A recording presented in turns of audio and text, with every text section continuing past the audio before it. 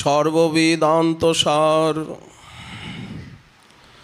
মহাপুরাণ শ্রী শ্রীমদ্ভাগবতে দশম স্কন্ধে একবিংশ অধ্যায়ে শ্রী বৃন্দা বিপিন বিহারীর বিপিনে বিপিনে যে অপূর্ব বেণুবাদন লীলা বর্ণবেশে সুসজ্জিত হয়ে ব্রজবালা তারই বর্ণন দিচ্ছেন। বেণুগান শ্রবণে তাদের হৃদয়ের ভাব সিন্ধু যেন উচ্ছ্বসিত হয়ে উঠেছে। তাদের কথারূপে ধারাকারে বেরিয়ে আসছে হৃদয়ের মহাভাবের স্রোত। তাদের কথার অর্থ তারাই বোঝেন। তারা বলছেন, এই যে শ্রীকৃষ্ণ বর্ণবেশে সুসজ্জিত, কৃষ্ণ বলরাম মনের ভাবকে চাপা দেওয়ার জন্য বলরামের কথাও বলছেন। সেই বর্ণবেশ, এরা গোপ জাতি, এই বেশকেই পছন্দ করেন। ওই জন্য প্রবালস্তবকোৎপলাব্জ মালানুপৃক্ত পরিধান বিচিত্র বেশৌ মধ্যে বীরে চতুরলম পশুপাল গোষ্ঠ্যাম রঙ্গে যথা নটবরৌ কচ গায়মান। দেখো কি বিচিত্র বেশে সুসজ্জিত হয়েছে। চ্যুত আছে আম্রমুকুল, প্রবাল কচি কচি নবকিশলয়, বরহ ময়ূরপুচ্ছ, পুষ্পের স্তবক উৎপল কমলাদি, এবং গলদেশে দোলদুল্যমান বনকুসুমের মালা, পরিধানে বিচিত্র বেশ, গৈরিকাদি ধাতুর আগে রঞ্জিত। ঠিক মনে হচ্ছে যেন কোনো শ্রেষ্ঠ নটরাজোদ্বয়। তারা পশুপাল গোষ্ঠ্যাম, চারিদিকে সখাগণ, মাঝে তারা অবস্থান করছেন। কত কত হাস্য লাস্য, নাচ গান, বিবিধ অভিনয়। রঙ্গে যথা নটবরৌ, এটাকে বন না বলে রঙ্গমঞ্চ, একটা অভিনয় স্থল বললে বেশি ভালো হয়। রঙ্গে যথা নটবরৌ কচ গায়মান। যখন রামকৃষ্ণ বনে যান তখন একবার দাসগণ সাজান। মা আছেন যশোদা, রোহিণী, তারাও সাজান। নটবর বেশে চন্দন, কুমকুম, গৈরিকাদি ধাতুরাগ দ্বারা অঙ্গকে রঞ্জিত করেন। এই অঙ্গকে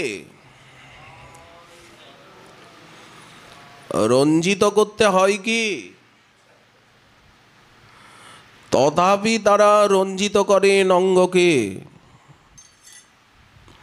মস্তকে ময়ূর পুচ্ছের চূড়া বেঁধে দেন, তেমনি স্বনামাঙ্কিত অঙ্গুরীয়ক অঙ্গুলিতে, কর্ণে কুণ্ডল, বক্ষে গুঞ্জাহার, রত্নমালা, মুক্তামালা, বৈজয়ন্তী মালা পঞ্চবর্ণ পুষ্পে গ্রথিত, আর তুন্দবন্ধে অর্থাৎ উদর বন্ধনীর ভিতরে শৃঙ্গ, শিঙা এবং দক্ষিণ করে রত্নখচিত মুরলী, বাম করে সরল পীতবর্ণের লগুরি যষ্ঠী, দক্ষিণ কলে লীলাকমল বিঘূর্ণিত করেন। এই হচ্ছে গোষ্ঠবেশ। কৃষ্ণ শোভা পেতে লাগলেন অখিল নেত্রধারীর নেত্রের চরম ফল রূপে। তাই তারা বলছেন, যারা এই রূপ দেখেছে তাদেরই তো নয়ন সফল, তা না হলে তো নয়নের ব্যর্থতা। রাধা ভাবী মহাপ্রভুও বললেন, যে নয়ন গোবিন্দকে দেখেনি সে নয়নে পড়ু বাজ, পড়ু তার মুন্ডে বাজ, মাথায় বাজ পড়ুক। যে কর্ণ কৃষ্ণ কথা শোনেনি সেটা সাপ কানাকড়ি ছিদ্র হয়ে যাক, সাপের গর্ত হোক। যে নয়ন গোবিন্দ দর্শন করে না সেটা ময়ূর পুচ্ছে আঁকা নয়ন হোক।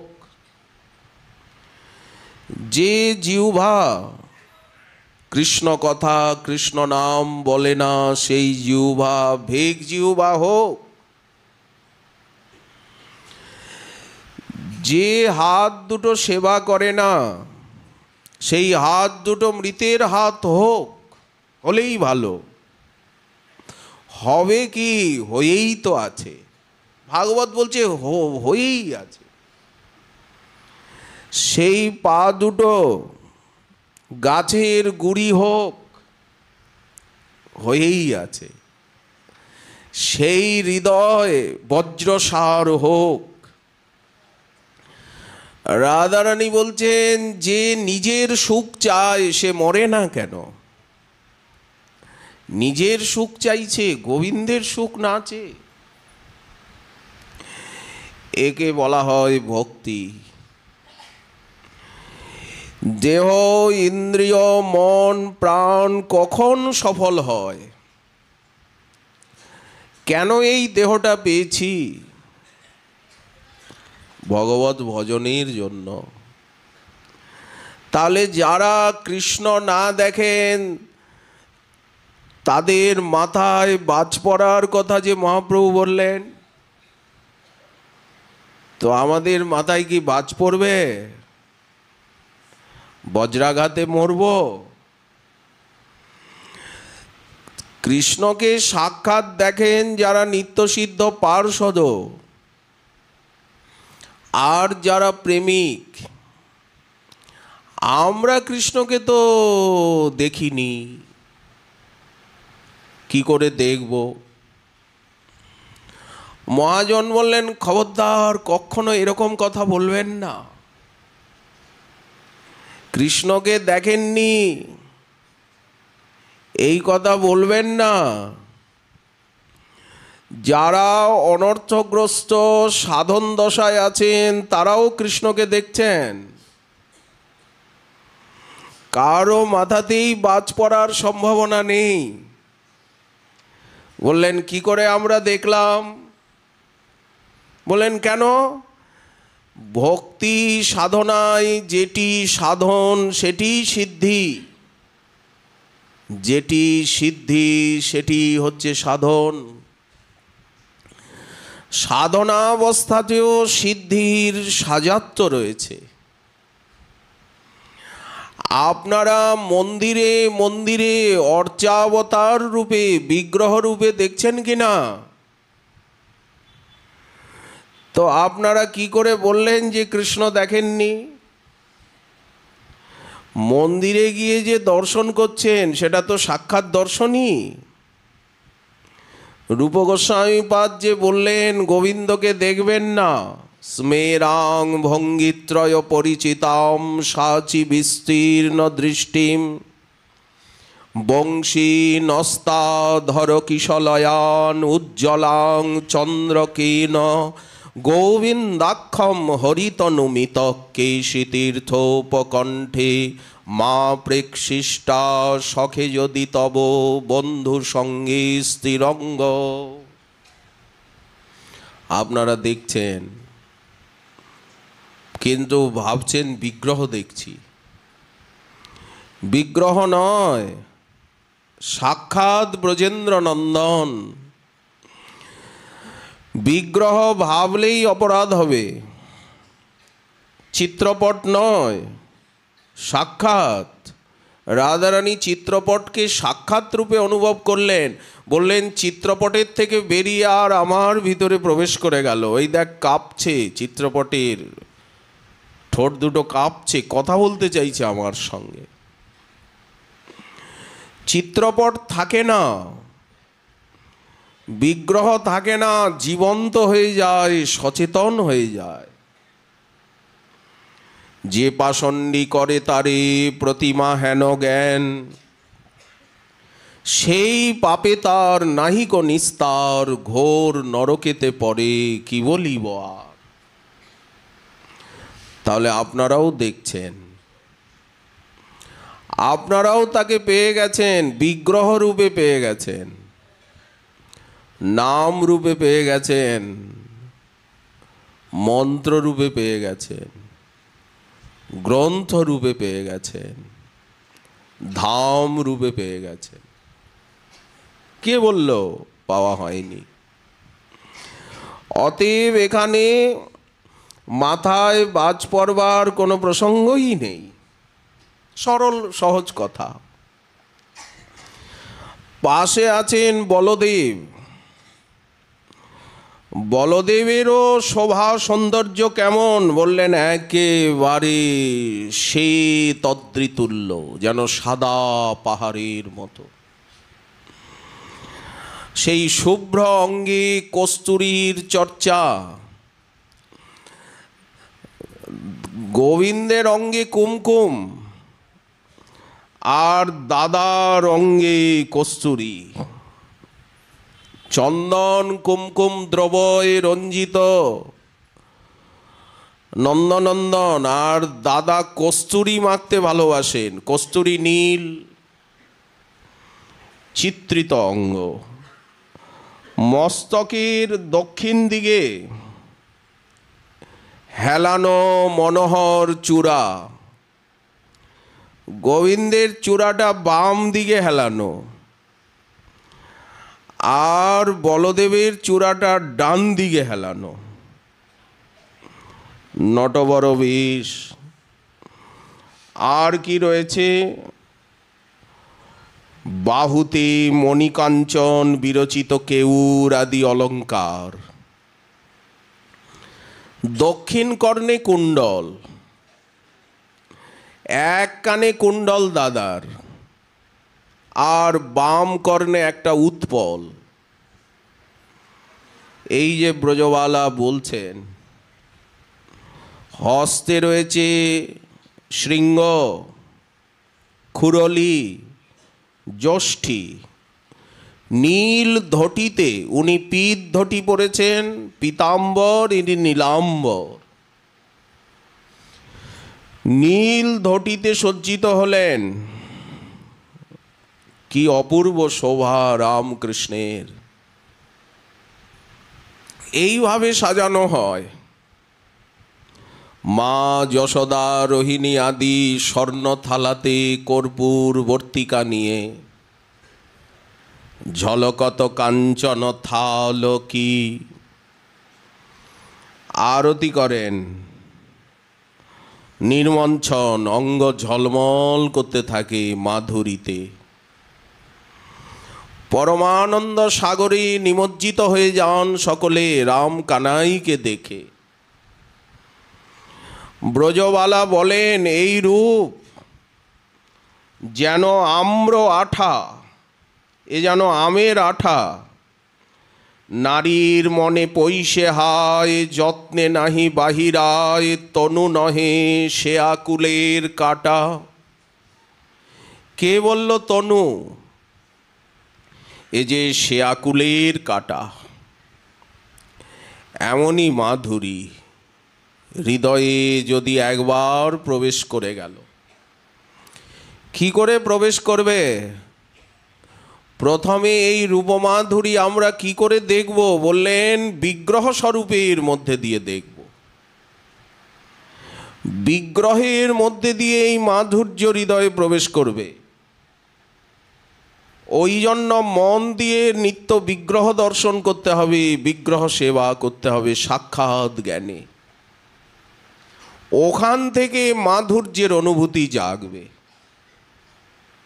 সুবর্ণ খচিত পথ, মণিময় পথ, দুই পাশে বকুল বৃক্ষের শ্রেণী, বিবিধ লতা বল্লরী বেষ্টিত,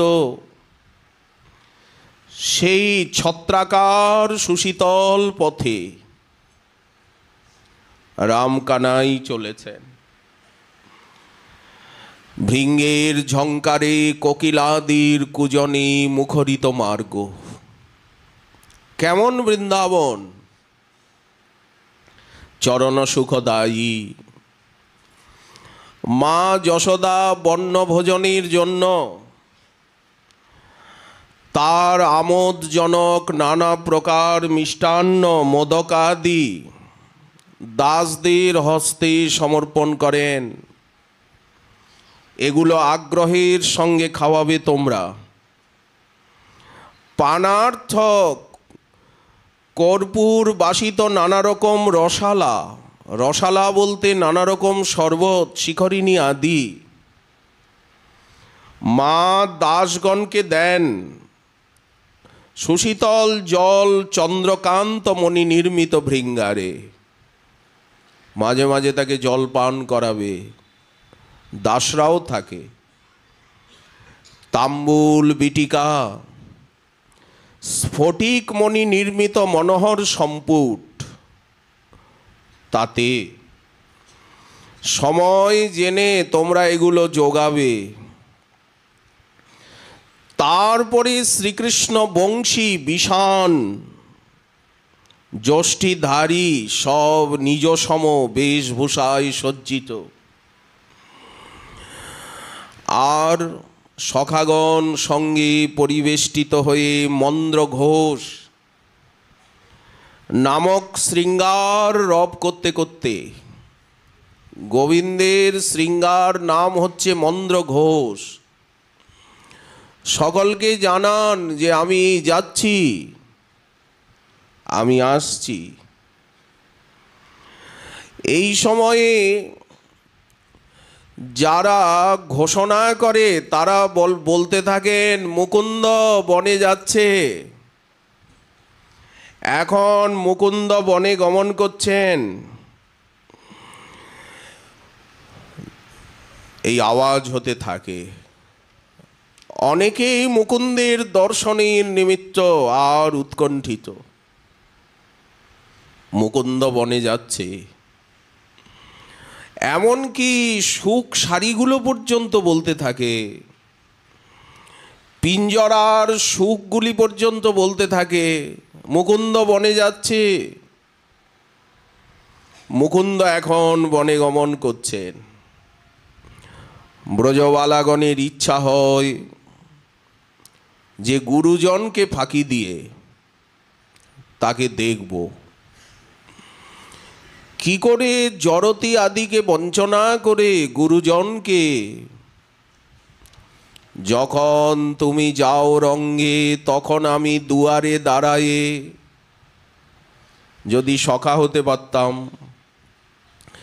মনে করি সঙ্গে যাই, গুরুজনার ভয় পাই, আখি রহে তুয়া পানে চেয়ে। এই ব্রজবালার ভাব। চারিদিকে অসংখ্য গোশালা, রাস্তা দিয়ে চলতে চলতে দুই দিকে সব গোশালা, বৃক্ষ ছায়ায় ছায়ায় ছোট ছোট বৎসগণের খোয়ার সব শোভা পাচ্ছে। ব্রজের পূর্ণ শশী শ্রীকৃষ্ণ, ওই জন্য শ্রীকৃষ্ণকে বলা হয় ব্রজের পূর্ণচন্দ্র। মন্দাকিনী সুরতরঙ্গিনী গঙ্গা যেমন তরঙ্গের পর তরঙ্গ তুলতে তুলতে সাগরাভিমুখে ছুটে যান, বললেন তেমনি গোবিন্দের এই সৌন্দর্য মাধুর্য সাগরে ব্রজবালা সুরতরঙ্গিনীর মতো তারা ভাব তরঙ্গে সুসজ্জিত হয়ে আর ছুটে আসেন বনপথে। এখনই তাদের গোবিন্দ দর্শনের সময়। চুরি করে দেখতে হবে এই যে প্রচ্ছন্ন কামতা, বহুবাহ্যমানতা, এটি হচ্ছে এই প্রেমের বৈশিষ্ট্য। কেন চুরি করে দেখতে হবে? তারা তো আনন্দিনী শক্তি, সকলেই মূর্তিমতী লাদিনী শক্তি, মহাভাব বুক ভরা, কৃষ্ণের নিত্যপ্রিয়া তারা। কিন্তু এই লীলায় যোগমায়া তাদেরকে দূরে সরিয়ে দিয়েছেন। ওই জন্য চুরি করে দেখা। মা যশোদা কত আকুতি প্রকাশ করেন, বৎস গোপালন কার্যে নিপুণ আমার শত সহস্র দাস রয়েছে, তারা গোচারণ করুক, তুমি কেন গোচারণে গমন করছো? তোমার শোভা পায় না। এটা কি দুরাগ্রহ, তোমাকে বোঝাতে পারছি না। তোমার এই সুকুমার অঙ্গখানি যেন সুধা ধারায় পরিসিক্ত, এত সুকোমল। তোমার কেন গোপকুলে জন্ম হলো? মা বলছেন, হা বিধাত, তোমার জন্ম কেন গোপগৃহে হলো? উচিত ছিল তোমার রাজগৃহে জন্মানো। এত সুকোমল চরণে তুমি কঙ্কর কণ্টকা কীর্ণ বনপথে কিরূপে বিচরণ করবে?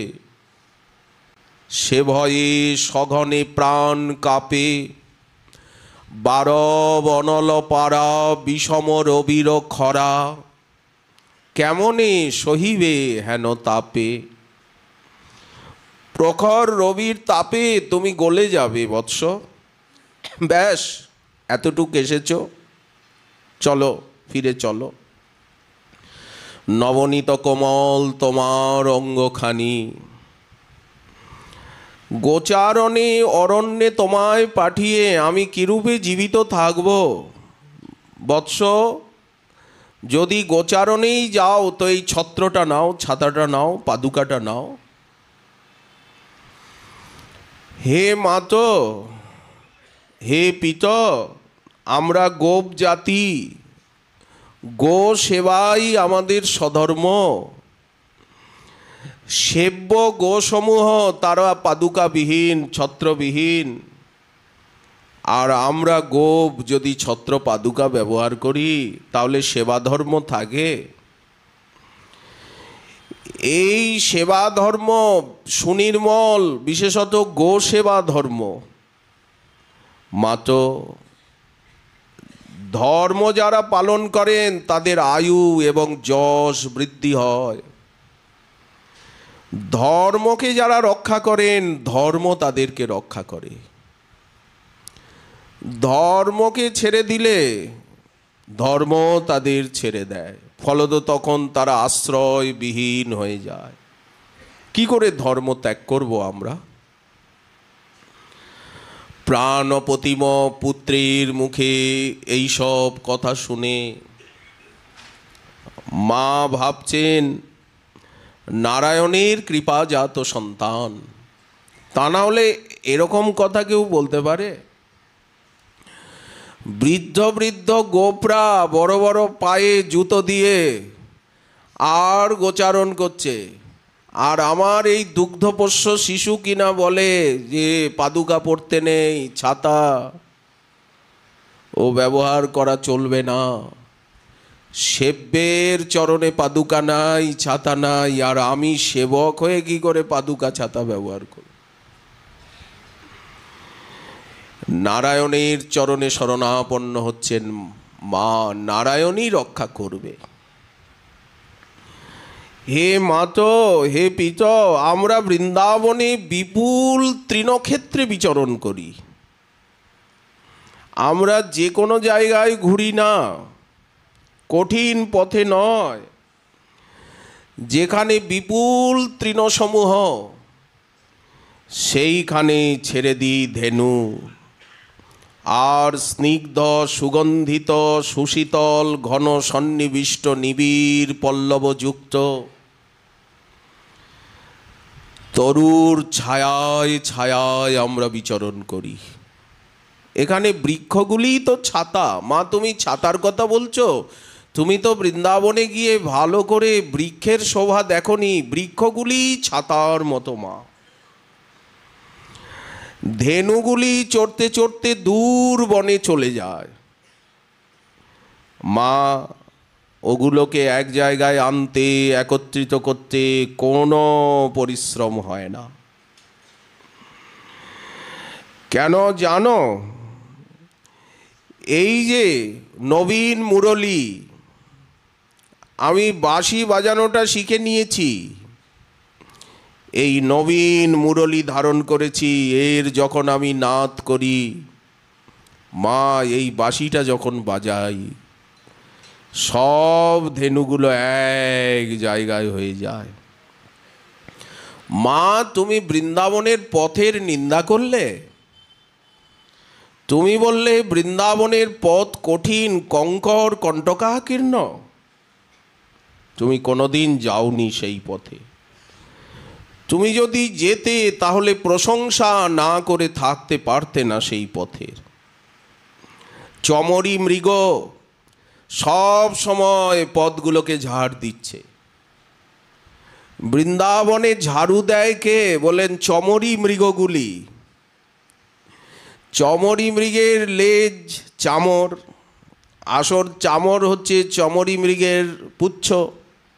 সেই পুচ্ছগুলো লম্বা। ওই মৃগ যখন চলে তখন পুচ্ছগুলো মাটিতে লেগে লেগে যায়। মনে হয় যেন চমরি মৃগরাই বৃন্দাবনের পথকে মার্জন করছে। চারিদিকে কস্তুরী মৃগ, কস্তুরীর গন্ধ আসছে, আর পথের উভয় পার্শ্বে কুসুমিত সব লতাবৃত বৃক্ষশ্রেণী। ওই জন্য বনপথ ঘন ছায়া যুক্ত। বৃক্ষলতায় কুসুম নিচয় সব সময় মকরন্দ সিঞ্চন করছে, সুশীতল। কস্তুরী মৃগের সুবাসে সুবাসিত। মা, ঝরা ফুল বৃন্দাবনের পথে পথে ঝরা ফুল, সেই ফুলের পাপড়ি পড়ে পড়ে পড়ে পড়ে পদগুলো একেবারে তুলার মতো মৃদুল। সপদ রমণং, ওই জন্য ব্রজবালা বললেন নিজের চরণ সুখদ বৃন্দাবন। কেমন বৃন্দাবনে উনি বিহার করছেন? চরণ সুখদ বৃন্দাবন। মা মনে হয় যেন আমরা তুলোর উপর দিয়ে হাঁটছি। তারপরে আমরা মা গোবর্ধন পর্বতের অধিত্যকায় উপত্যকায় গিয়ে উপস্থিত হই। ওহ, কি শোভা তুমি ভাবতে পারবে না মা। তুমি তো ঘরের থেকে বেরোই না, ঘোমটা দিয়ে ঘরের মধ্যেই থাকো। নানা বর্ণের কুসুমবল্লী মলয় পবনে আন্দোলিত হচ্ছে, তার সৌরভে দিগন্ত আমোদিত হয়ে আছে।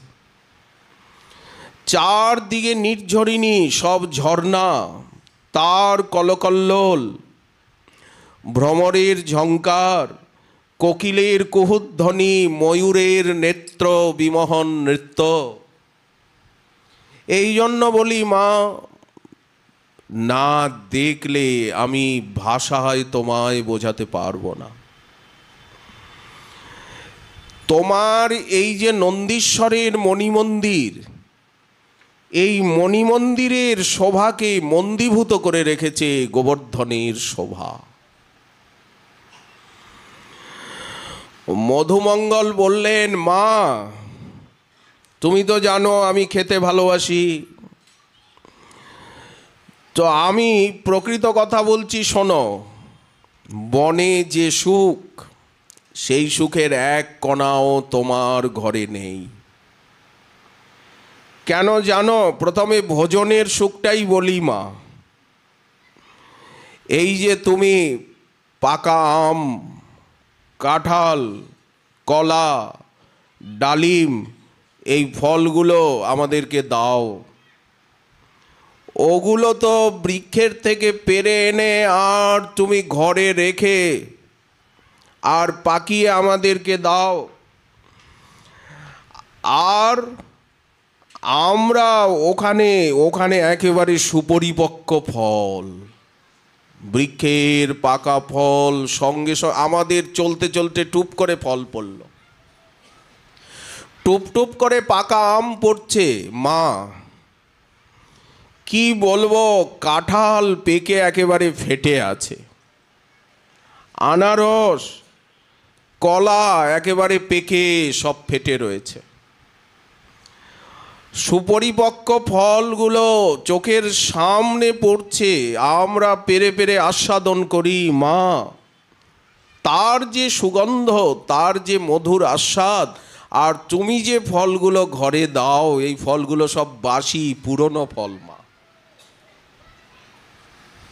মা এ তো খাওয়ার কথা বললাম, আর কৃষ্ণ করে কি জানো? সমস্ত কল্পলতা আছে ওখানে, সেই কল্পলতার থেকে ফল পল্লব পুষ্প সংগ্রহ করে বনে চলে যায়, গভীর বনে চলে যায়। সখার সেই স্পৃহা পূর্ণ হওয়ার সম্ভাবনা মা তোমার এই ভবনে নেই। তুমি বৃথা কান্নাকাটি করছো। মধুমঙ্গল কি বললেন? এখানে অতিশয়োক্তি অলঙ্কার। মধুমঙ্গল বললেন যে কল্পলতা কল্পবল্লী বলতে এখানে গোপকিশোরী। শ্রীকৃষ্ণ করে কি গোচারণের ভার দিয়ে আমাদেরকে আর সেই নির্জন বনভূমির ভিতরে লুকায়িত গোপ কিশোরীগণের কাছে চলে যায়। এটা তো আর মাকে বলতে পারছেন না, ওই জন্য এই রকম আবৃত ভাষায় বলছে। আসলে এই যে গোচারণ লীলা, এটা রাধারানীকে আস্বাদন করবার জন্য। এই যে পীতাম্বর পরিধান, এই যে স্বর্ণচম্পকের মালা গলায়, তুয়া অনুরাগে হাম ধবলি চড়াই, কেন গোচারণ লীলা মধুর রসের আস্বাদনের নিমিত্ত। সক্ষরস আছেই, কেন এত সাজগোজ, কেন এত আনন্দে নিত্য বনে গমন করছেন, গোবর্ধন তটে আসছেন। মার কি করেন? মা বলছেন, হে বলভদ্র, মণ্ডলীভদ্র, সুভদ্র, তোমাদের হাতে কৃষ্ণকে সমর্পণ করলাম। নাচর বান্দা, কথা শোনে না, সর্বদা শিক্ষা প্রদান করবে, রক্ষণাবেক্ষণ করবে। হে বিজয়, জয়, এই নাও দণ্ড নিয়ে, তরবারি নিয়ে, ধনুষবাণ নিয়ে সবসময় রক্ষায় থেকো। মাঠে বড় রিপুবহ ভয় আছে। স্নেহাদ্র চিত্ত জননী কি করেন? নারায়ণের নাম উচ্চারণ করে করে আর পুত্রের অঙ্গ স্পর্শ করেন। নৃসিংহ মন্ত্রীর রক্ষাবন্ধন করেন, রক্ষামণি বেঁধে দেন। মাতা পিতার চরণ বন্দনা করেন। মা অশ্রু নীরে স্তনক্ষীরে ভেসে ভেসে বারবার বুকে জড়িয়ে ধরেন, বারবার মুখখানা চুম্বন করেন। হে বৎস, নৃসিংহদেব তোমাকে রক্ষা করুন। গাত্র মার্জন করেন। পৃথিবী, আকাশ, বাতাস, পন্থা, অরণ্য, দিক বিদিক তোমার শুভদায়ক হোক। তুমি নির্বিঘ্নে ঘরে ফিরে এসো। নৃসিংহদেব তুমি রক্ষা করো। রোহিণী মা, অম্বা, কিলিম্বা, ধাত্রীগণ, সমস্ত বাৎসল্যবতী গোপীগণ, তারা এইভাবে কৃষ্ণকে আশীর্বাদ করেন, লালন করেন।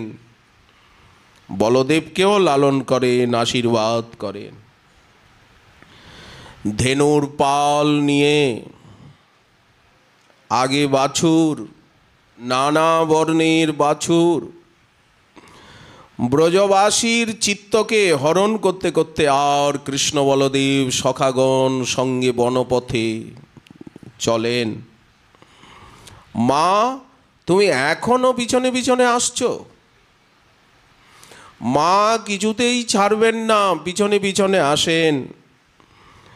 মা, তুমি ঘরে গিয়ে আমার জন্য রসালা পাঠাও, তাড়াতাড়ি উত্তম রসালাও, শিখরিণী আদি পাঠাও। হে পিত, আপনি এখনো পিছনে পিছনে আসছেন। আমি যে বল খেলি না, কন্দুক খেলি, সেই কন্দুক ক্ষেপণের যে সোনার লাঠিটা আছে তার আগাটা ভেঙে গেছে সকালবেলা বল খেলতে গিয়ে। ওটাকে তাড়াতাড়ি ঠিক করবেন।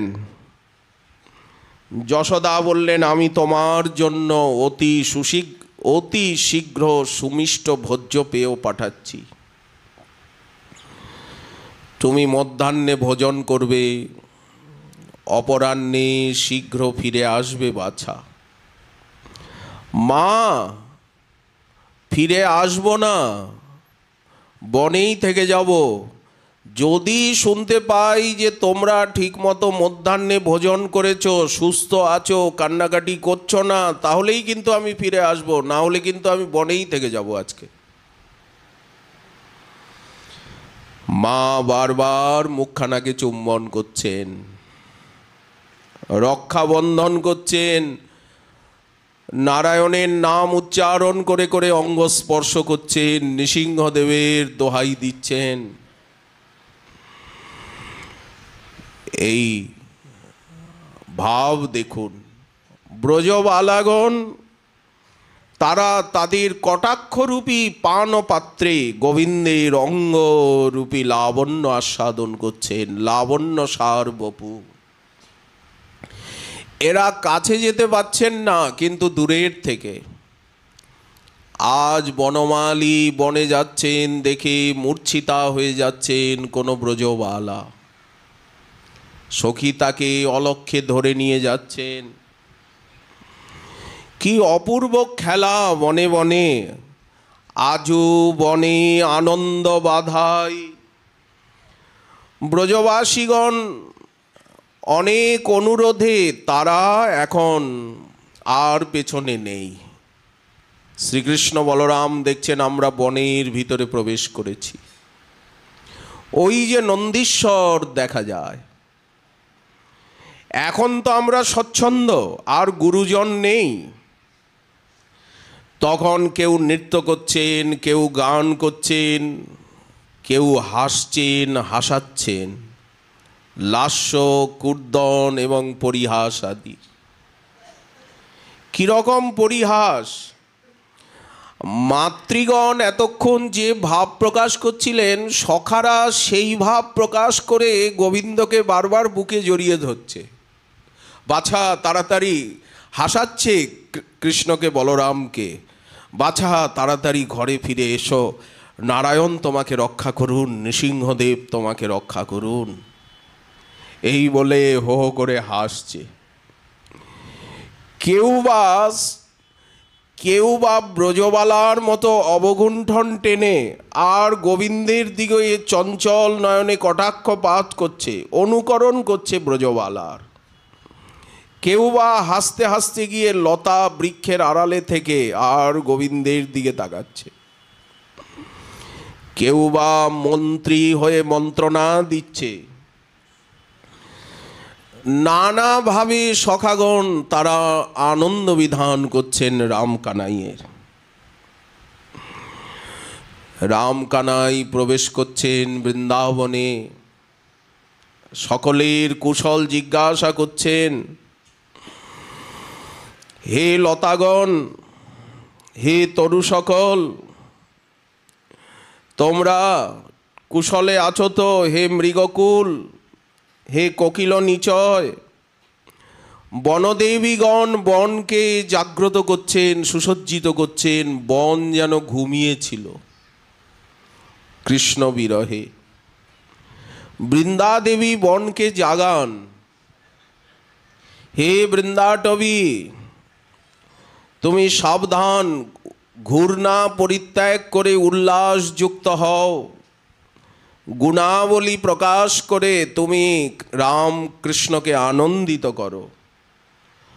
লতাগণ সচেতন হও, তরু সকল বিকশিত হও। বনদেবীগণ জাগান। হে মৃগকুল, তোমরা ক্রীড়া করো। কোকিলগণ তোমরা গান করো। ময়ূরগণ তোমরা নৃত্য করো। সুখসারী তোমরা পদাবলী পাঠ করো। স্থাবর জঙ্গমকে আনন্দে উৎফুল্লিত করতে করতে বৃন্দাবনের বনে প্রবেশ করছেন। বেণুনাদ করছেন।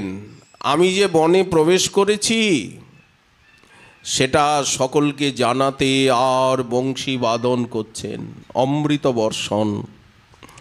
স্থাবর জঙ্গমের ধর্ম বিপর্যয় হচ্ছে।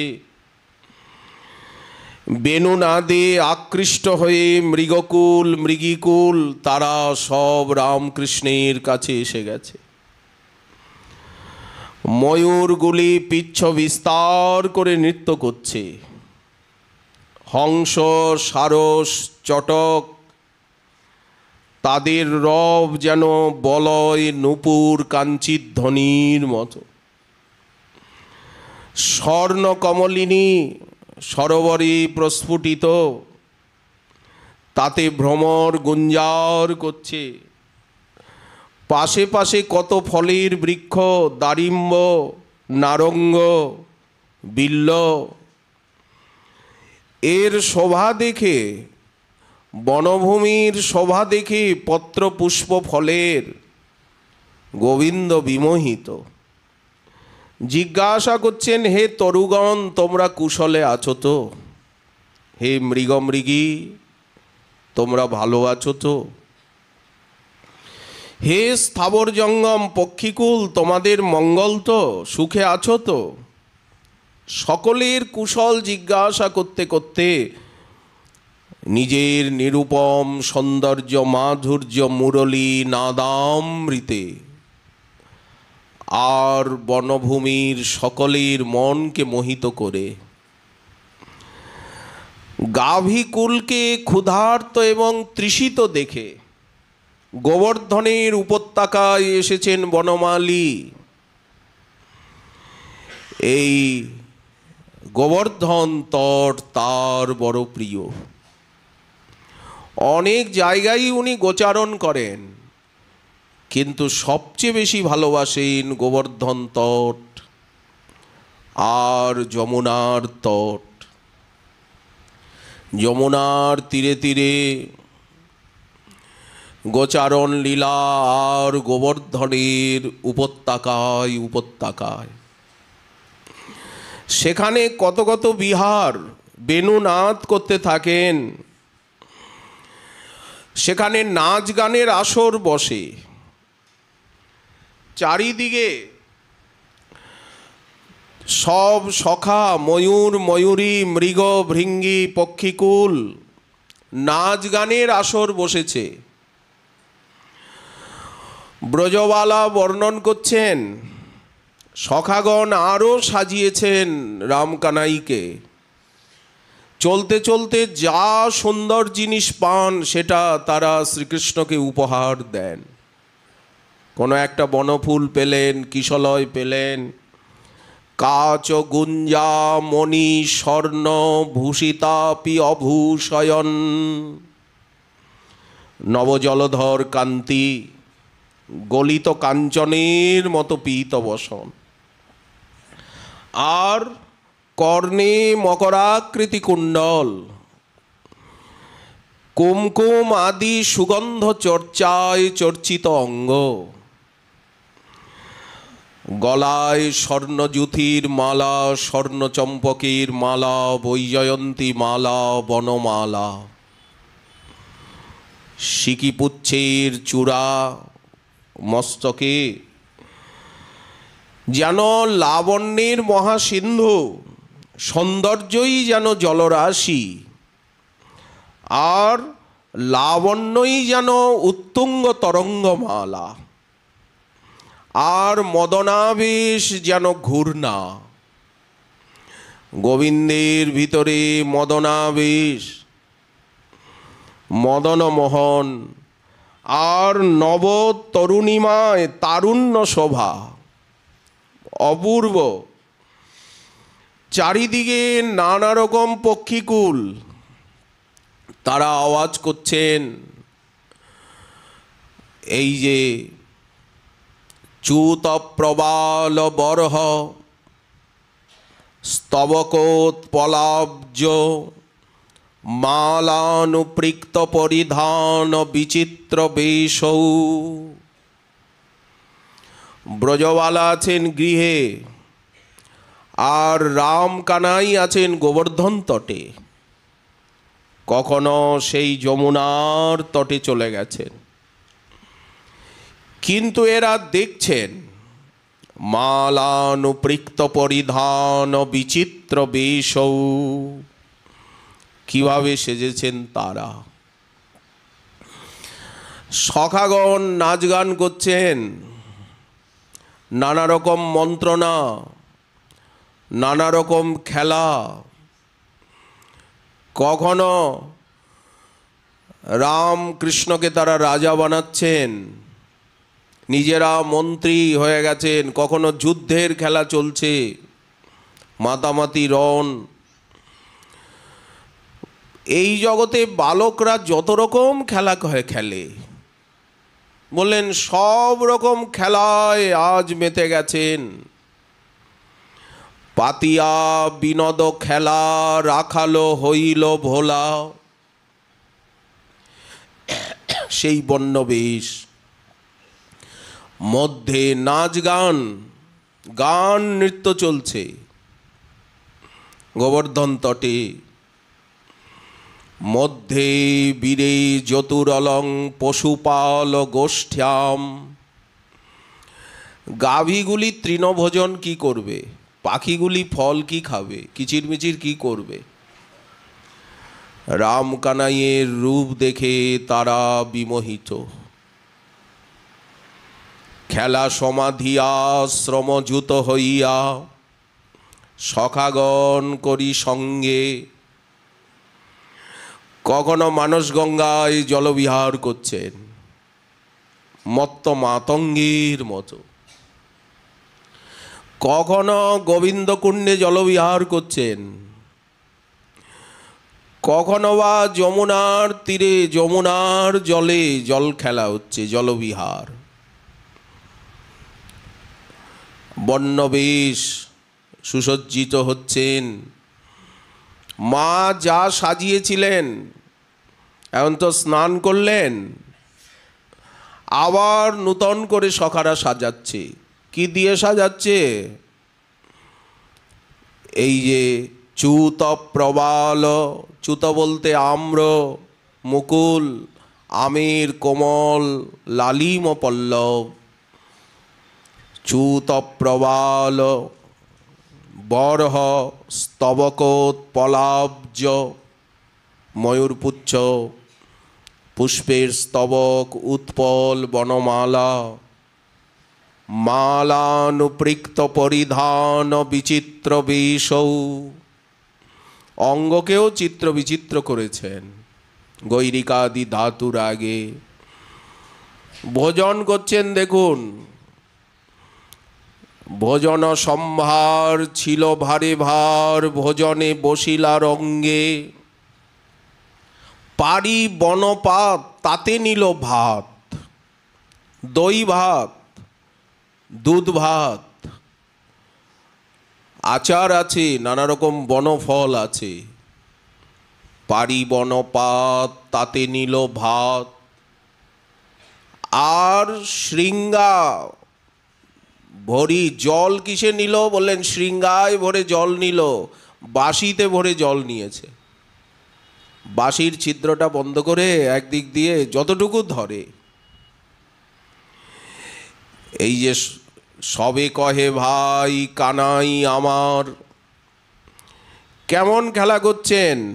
মহাজন বললেন মানসী গঙ্গার তীরে খেলা হচ্ছে, ভোজন হচ্ছে যেন চাঁদে মেঘে এক ঠাই। ব্রজবালা সেই রূপটা দেখছেন, গৃহে বসেই তারা দেখছেন।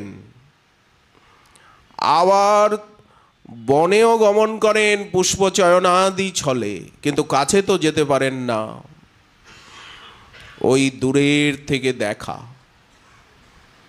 মধ্যে বীরে যতুরলম, ঘরে বসেই বর্ণনা করছেন, এখন মধ্যাহ্নকাল। এর মধ্যে দেবতারা এসে যায়। কি আশ্চর্য, দেবতারা এসে স্তবস্তুতি আরম্ভ করে দেয়। দেবতারা আসে কেন? সমস্ত দেবতারা নির্জনে পেয়ে আর শ্রীকৃষ্ণকে স্তবস্তুতি করতে থাকেন। অলক্ষ্যে শ্রীকৃষ্ণ একটু একটু একা হলেই দেবতারা এসে স্তবস্তুতি করেন। সখারা এসে শোনান না যে মা, একজন ক্ষিপ্তপ্রায় এক ব্যক্তি এলো, তার তিনটে চোখ, বৃষের উপরে বসে আছে, তার বামে এক নারী, তার রূপের বর্ণনা দিতে পারবো না। গিরিধরকে কোলে নিল আর নবনীত খাওয়াচ্ছে। 10 হাত তার মা, তার হাতে কত যে নবনীত খেলো মা। এর মধ্যে ফুরুত করে দেখছি ময়ূরের পৃষ্ঠে একজন চলে এসেছে, কিবা তার কোচার বলনি, এত সুন্দর কাছা। এর ভিতরে দেখলাম একজন মোটাসোটা ব্যক্তি এসেছেন, একেবারে সিন্দুরে মণ্ডিত তনুখানি। দেব দেবী লোকপাল দিকপাল আসতে থাকে, তারা গিরিধরকে আদর করে। ওরা যখন চলে যায় তখন সখারা হাসায়, ওদের ভিতরে ওরা যেইভাবে স্তব করছিল, যেইভাবে প্রণাম করছিল, গিরিধর কাউকে হাত নাচিয়ে কি বললেন, এরা সেইগুলি অনুকরণ করতে থাকে। এমনই আনন্দ মধুময় এই বৃন্দাবন। এইভাবে বৃন্দাবনকে দেখতে হবে, এইভাবে বৃন্দাবনের রসে সেই লীলার স্মৃতি বুকে নিয়ে ধামে বাস করতে হবে। কৃষ্ণং স্মরণ জনন চাস্য পৃষ্ঠং নিজ সমীহিতম তত্তৎ কথা রতশ্চাসৌ। আর বারবার এইসব কথাই বলতে হবে, অন্য কথা না। চ্যুত প্রবাল বরহস্তবকোৎপলাব্জ মালানুপৃক্ত পরিধান বিচিত্র বেশৌ মধ্যে বীরে চতুরলম পশুপাল গোষ্ঠ্যাম রঙ্গে যথা নটবরৌ কচ গায়মানৌ। শ্রীমান মহাপ্রভুর কৃপা হলে আগামীকাল আবার রইলে বিষয় আস্বাদনের আকাঙ্ক্ষা।